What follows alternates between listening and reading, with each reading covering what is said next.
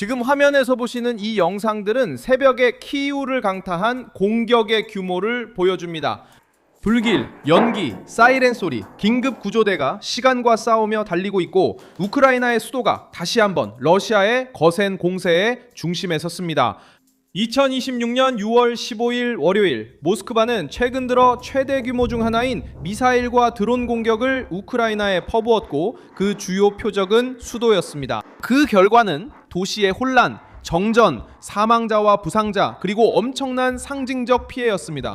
여기 이비페체르스키 라브라 정교회 기독교에서 가장 중요한 장소 중 하나이자 유네스코 세계문화유산인 이곳이 공격을 받았고 우스펜스키 대성당이 불길에 휩싸였습니다. 푸틴은 단순히 콘크리트, 지붕, 전력망만 공격한 것이 아니라 두려움을 전달하려 했습니다. 우크라이나가 러시아 내부 깊숙한 곳까지 공격을 확대하는 모습을 보고 러시아의 내러티브가 힘을 잃는 것을 본 후에, 그리고 영국이 모스크바의 유령 함대와 연관된 선박을 영국 해협에서 압수한 이후에 러시아는 키이우를 힘으로 굴복시키기 위해 약 70발의 미사일과 600대가 넘는 드론을 발사했지만 우크라이나는 여전히 저항할 수 있고 공격의 대부분을 요격하며 적의 민감한 지점을 타격할 수 있음을 보여주었습니다. 여기서 피할 수 없는 질문이 있습니다. 블라디미르 푸틴이 이번 공격으로 숨기고 싶었던 건 무엇이며 왜 지금 키이우를 노렸을까요? 그리고 우크라이나는 수도를 혼란에 빠뜨리기 위해 계획된 밤을 어떻게 버텼을까요? 지금부터 그 모든 이야기를 들려드리겠습니다. 이런 직설적이고 군더더기 없는 콘텐츠를 좋아하신다면 구독을 고려해보세요. 여기서는 매일 이런 영상을 올리고 있습니다. 러시아는 밤사이 여러 방향에서 미사일과 드론을 사용해 우크라이나를 상대로 대규모로 조율된 공격을 감행했습니다.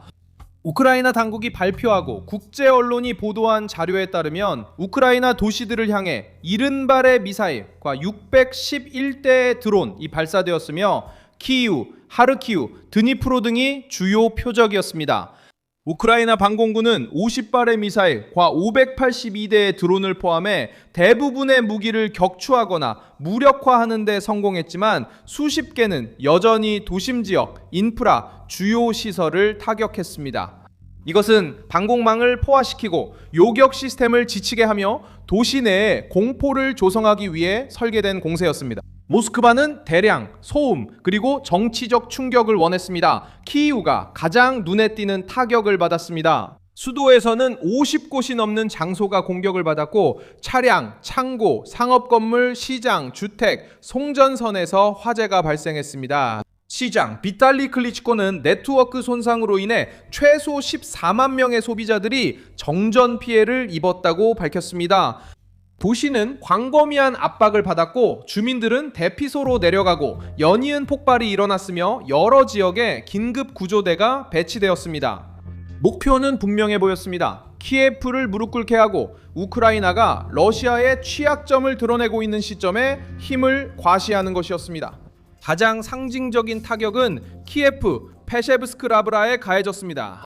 역사적인 단지 내 우스펜스키 대성당 지붕에 불이 났습니다. 이곳은 1000년 가까운 역사를 지닌 문화적 상징이자 역사와 깊이 연결된 특별한 건물입니다. 1000년 역사의 이곳은 우크라이나 영적 역사와 연결되고 유네스코에 등재되어 있습니다. 응급 구조대가 화재를 진압하기 위해 작업하는 동안 직원들은 종교 유물을 옮기고 성당 내부의 일부를 보호하려고 애썼습니다. 불타는 대성당의 모습은 그날 밤에 정치적 상징이 되었습니다. 러시아는 기독교 가치를 수호한다고 주장했지만 우크라이나의 대표적 기독교 상징물이 공격받아 불타고 있었습니다. 볼로디미르 젤렌스키, 러시아는 우크라이나의 기독교인을 수호한다고 주장했지만 우크라이나의 가장 큰 기독교 상징물이 공격을 받아 불타고 있었습니다. 러시아가 기독교의 가장 큰 상징물 중 하나인 우크라이나를 불태우고 있었습니다. 그는 피해 현장을 방문해 G7의 대응을 촉구하며 모스크바에 대한 더 강한 압박과 우크라이나 방공망에 대한 더 많은 지원을 요청했습니다. 특히 탄도미사일에 대한 방어를 강조했습니다. 젤렌스키의 발언은 밤에 일어난 충격을 국제사회의 구체적인 압박으로 바꾸려는 시도였습니다. 키이우는 대성당이 불탄 후 비난만으로는 충분하지 않다고 봅니다. 키이우, 즉 우크라이나는 다음 러시아의 공격이 땅에 떨어지기 전에 막을 수 있는 시스템을 원하고 있습니다. 바로 그 지점에서 전쟁은 군사적인 영역을 넘어 도덕적인 논쟁으로 들어갑니다. 항복을 강요하기 위해 종교 유산을 파괴하는 자는 문명의 수호자라고 자처할 수 없습니다. 유네스코도 키예프 페체르스크 라브라에 대한 보고된 공격을 규탄했습니다.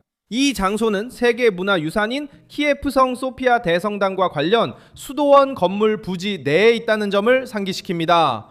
러시아는 수도원을 공격한 사실을 부인했으며 라브라가 미국의 패트리엇 미사일의 오작동으로 인해 피해를 입었다고 주장했습니다.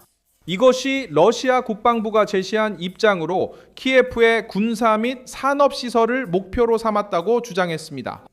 하지만 러시아의 주장은 우크라이나 측의 고발과 러시아 드론 잔해에 대한 보고와 충돌했습니다. 복합단지 지역에서 발견된 러시아 드론 잔해에 대해 모스크바의 대응은 익숙한 패턴을 따랐습니다. 대규모 공격, 민간 피해 부인, 우크라이나 방어군 비난, 그리고 피해자를 오히려 화재의 책임자로 몰아가려 했습니다. 전쟁을 지켜보는 사람들에게 이런 술수는 놀랍지 않습니다. 이번에는 공격받은 목표의 상징적인 의미가 다릅니다. 하르키우 역시 큰 타격을 입었습니다. 도시는 미사일 공격을 받았고 긴급 구조 작업을 하던 구조대원들이 사망하는 일이 발생했습니다. 당국과 국제기관들은 이 지역에서 5명의 구조대원이 사망했고 다른 사람들도 부상을 입었다고 보고했습니다. 생명을 구하는 이들에 대한 공격은 잔혹성을 드러내 분노를 키우고 있습니다. 이러한 전술은 주민들에게 심리적인 압박을 가할 뿐만 아니라 긴급 구조 서비스도 지치게 만듭니다. 메시지는 단순하면서도 잔인합니다. 도움을 주러 온 사람들조차 모스크바의 공포 조성 작전의 표적이 된다는 것입니다. 다른 지역들도 이번 공세의 표적이 되었습니다. 드니프로, 크리비흐, 크로피브니츠크, 쇼스토아카, 수미, 자포리자 등은 드론과 미사일 공격이 이어지면서 피해를 입었거나 정계태세에 들어간 지역으로 저녁 뉴스에 등장했습니다. 러시아는 키예프의 한 지역에만 압박을 집중하지 않았습니다. 러시아는 공격을 분산시켜 어느 지역도 안전하지 않다는 불안감을 조성했습니다. 이것이 바로 포화 공격의 논리입니다. 많은 드론, 많은 미사일, 여러 방향, 여러 도시를 동시에 공격해 우크라이나 방공군이 요격 미사일을 어디에 쓸지, 어디에서 위험을 감수할지 선택하도록 강요하는 것입니다. 요격률이 높더라도 방어망을 뚫고 지나간 무기들이 일으키는 파괴는 이미 도로를 마비시키고 전력을 손상시키며 공포를 불러일으키기에 충분합니다. 러시아 내 우크라이나 공격과 정치적 연관성은 현 상황 이해에 도움이 됩니다. 우크라이나는 러시아의 인프라를 대상으로 한 장거리 작전을 확대해 왔으며 여기에는 저장고, 에너지 시설, 물류 거점, 그리고 전쟁 도력과 관련된 구조물에 대한 공격이 포함됩니다. 이것은 모스크바가 자국 영토 내에서도 절대적인 통제력을 갖고 있지 않다는 점을 보여주기 때문에 블라디미르 푸틴의 내러티브에 타격을 줍니다. 러시아가 전쟁이 자국 내로 돌아왔다고 느낄 때 키이우를 상대로 힘을 과시하며 대응하려고 합니다. 영국에 의해 납포된 선박 사건도 정치적 분위기에 영향을 미치고 있습니다. 영국군은 영국 해협에서 러시아산 석유의 흐름을 유지하고 제재를 피하기 위해 사용되는 러시아의 유령 선단에 속한 것으로 의심되는 선박을 승선 수색 후 납포했습니다. 이 작전은 모스크바의 민감한 부분을 건드렸습니다. 왜냐하면 유령 선단이 서방의 압박에도 불구하고 전쟁 자금을 조달하는 도구가 되었기 때문입니다. 이런 종류의 선박이 납포될 때마다 푸틴은 돈을 잃고 항로를 잃으며 명분도 잃게 됩니다. 이런 해석에서 러시아의 키이우에 대한 대응은 복수이자 경고로 보입니다. 서방이 해상에서 압박하면 모스크바는 육지에서 판을 뒤흔들려 합니다. 도널드 트럼프도 이번 위기의 외교적 배경에 등장합니다. 새로운 공세 전에 젤렌스키와 푸틴은 전쟁에서 벗어날 길을 모색하는 노력의 일환으로 미국 대통령과 각각 통화했습니다. 이 대화들 직후에 일어난 러시아의 공격은 젤렌스키가 모스크바가 진정으로 멈출 의지가 없다는 점을 강조하는데 힘을 실어주었습니다. 협상에 대한 이야기가 오가는 동안 러시아는 수백 대의 드론과 수십 발의 미사일을 우크라이나의 주요 도시에 발사했습니다.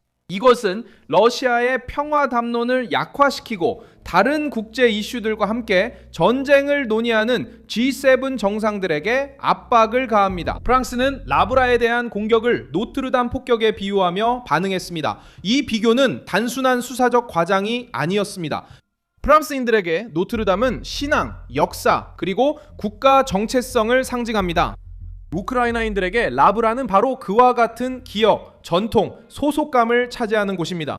러시아가 이런 유형의 유산을 공격할 때 단순히 물리적인 구조물을 파괴하려는 것이 아니라 상징 자체를 무너뜨리려는 것입니다. 그리고 그 상징이 기독교적인 것일 때 수년간 러시아를 전통적 가치의 수호자로 내세우려 했던 블라디미르 푸틴에게 정치적 타격은 더욱 커집니다.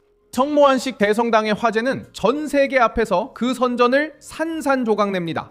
우크라이나 방위군이 더 큰 비극을 막아냈지만 그 밤의 대가는 컸습니다. 키이우는 그 밤을 견뎌냈지만 러시아는 계속해서 대규모 공격을 이용해 수도를 굴복시키려 한다는 점을 분명히 했습니다. 저는 밀손 알비스 국제관계 전문가입니다. 저의 목적은 매일 진실로 여러분께 정확한 정보를 전해드리는 것입니다. 뉴스 링크는 영상 설명란에 있습니다. 이 영상에 좋아요를 눌러주시고 채널을 구독해주세요. 그리고 마지막에는 댓글도 확인하셔서 밀손 알비스 커뮤니티와 더욱 활발히 소통하시기 바랍니다.